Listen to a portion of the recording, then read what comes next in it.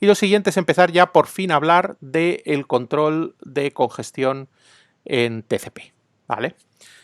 Bueno, lo primero es distinguir entre lo que es control de flujo y control de congestión para no confundir ambas cosas. En una transmisión entre dos extremos, en una red, se denomina control de flujo a que el receptor no se vea desbordado por un emisor más rápido que él. Es decir, si el receptor no es capaz de procesar los paquetes tan rápido como le están llegando, tenemos un problema que se llama de control de flujo, ¿vale? Se llama problema de control de flujo a un receptor más lento que un emisor, ¿vale? Bien, ¿cómo se resuelve el problema del control de flujo en TCP? Pues con la ventana de flujo, que por eso se la llama, además de ventana anunciada, ventana de flujo. La única ventana que conocemos hasta ahora, la ventana que veíamos el curso pasado y que este año hemos dicho que se llama ventana anunciada o ventana de flujo.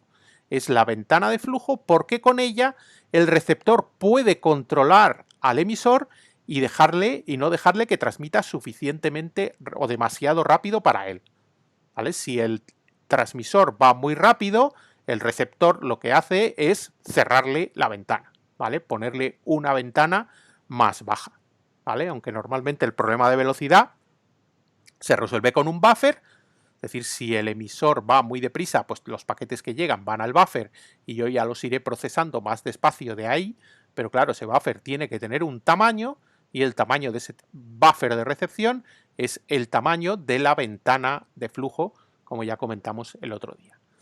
Por lo tanto, una cosa es el control de flujo, que es el receptor es más lento de lo que le gustaría al emisor, que podría ir más deprisa, pero el receptor no quiere, y ahí se produce un control que se denomina de flujo.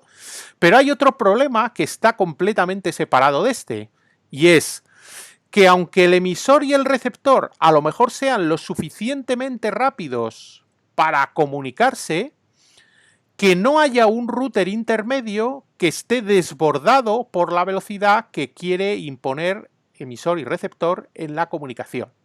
Aquí tenemos un ejemplo donde tenemos un emisor a 10 megabits por segundo con un destino que dice aquí que está conectado a 1,5 megabits por segundo, pero fijaros que daría igual que el destino estuviera conectado a 10 megabits por segundo siempre que por el camino hubiera un router que tiene un enlace más pequeño. Y luego no solo influye que por el camino haya enlaces más pequeños que los que tienen para Internet emisor y receptor, sino también influye que un determinado router puede estar en el tránsito de más emisores, no solo el de una cierta conexión TCP, sino de otras.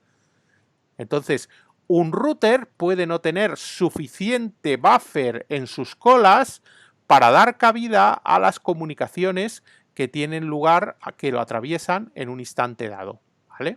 Entonces, cuando se produce esta situación, que un router recibe demasiados paquetes por segundo de lo que es capaz de sacar por el enlace por el que tiene que sacar esos paquetes, esto se resuelve puntualmente con un buffer en el router, con una cola de paquetes en el router. Pero se produce puntualmente porque si la situación se sostiene en el tiempo, el buffer del router, por grande que sea, se llenará y una vez que el buffer esté lleno, si llega un paquete más que no cabe en el buffer, entonces ese paquete hay que descartarlo y esto es una pérdida y a esta situación se le llama congestión.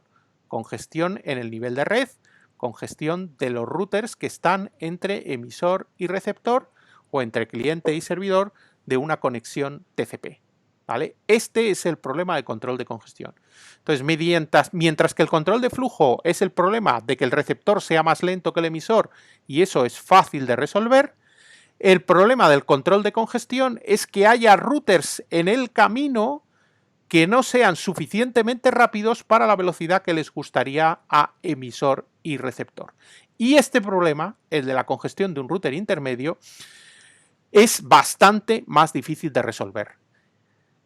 Comentamos el año pasado, cuando explicábamos el nivel de red y cómo era el protocolo IP, comentamos que el nivel de IP, al ser un protocolo de conmutación de paquetes, donde cada paquete se decide la ruta que va a seguir independientemente de los paquetes anteriores y posteriores, y no se elige un camino único para todos los paquetes que van del mismo origen al mismo destino, que el problema que tenía ese sistema, esa red de conmutación de datagramas, o ese modelo de red de datagramas, que el problema que tenía ese sistema es precisamente detectar y prevenir la congestión. Entonces, en el nivel de red, en el nivel IP, es difícil encontrar protocolos, aunque alguno hay, que intenta algo, que en una red como es IP puedan aliviar la congestión de un router. Pero la mayor parte de la responsabilidad en las redes TCP de las congestiones se delega por parte del nivel de red en el nivel de transporte. Es decir, TCP/IP, las redes TCP/IP están diseñadas de forma que los candidatos principales a disminuir el problema de la congestión de los routers intermedios son los extremos que están manteniendo las conexiones TCP. Entonces, son las conexiones TCP las que tendrán que detectar si hay congestión en algún router intermedio y en ese caso bajar su ritmo de transmisión. ¿Vale? Esa es la filosofía del control de congestión. La filosofía del control de congestión es que, dado que es difícil hacerlo mejor de otras maneras, serán los extremos que están transmitiendo los que intuyan cuando se está produciendo conexión en un router que está entre medias del origen al destino y frenen su ritmo de envío para aliviar la congestión, ¿vale? Eso es lo que vamos a ver aquí. Bueno, el modelo del control de congestión que se usa en TCP hace bastantes suposiciones y en particular hace estas tres suposiciones que en general son ciertas, pero si por alguna circunstancia dejaran de serlo, entonces el modelo de control de congestión de TCP no funcionaría. Lo que supone el modelo de control de congestión que vamos a explicar en TCP es que la red pierde paquetes que no se recuperan en el nivel de red, cosa que sabemos que es cómo funciona IP. A esto se le llama una red best effort. Significa que la red intenta que no se pierdan los paquetes, por supuesto, pero los paquetes se pueden perder. Es decir, IP no garantiza que cada datagrama que se transmite llega a su destino. Intenta que llegue, pero si no llega, se perderá y el protocolo IP no se recupera de dichas pérdidas. Esa es la primera suposición que hace TCP, que, como sabemos, pues responde al funcionamiento de TCP. La segunda suposición que hace es que los routers tienen una cola FIFO con todos los paquetes a transmitir. Esto también supone, o es otra forma de decir esto, es lo que se conoce como la neutralidad del protocolo IP. Es decir, el protocolo IP no distingue entre los paquetes que se encolan en un router qué paquetes corresponden a qué protocolos de nivel de transporte o nivel de aplicación. Y trata a todos los paquetes por igual. Es decir, cualquier paquete que llega a un router llega a la única cola que tiene ese router para paquetes y el último que llega es el último en la cola. El primero que se enviará por la red es el primero que llegó de los que hay en la cola. Es decir, hay una cola FIFO en los routers para todos los paquetes que llegan. ¿Es esto cierto o no? Pues no siempre es cierto. Digamos que es el modelo básico de IP, pero este modelo básico tiene problemas con algunas aplicaciones, en concreto con las aplicaciones que se dice que demandan calidad de servicio, que suele ser el streaming de audio y vídeo. Ese tipo de aplicaciones a lo mejor no les viene bien la cola única y en algunos casos, algunos protocolos hacen uso de colas separadas en los routers y no de una sola cola para prevenir, para dar una mejor calidad de servicio a ese tipo de tráfico de streaming.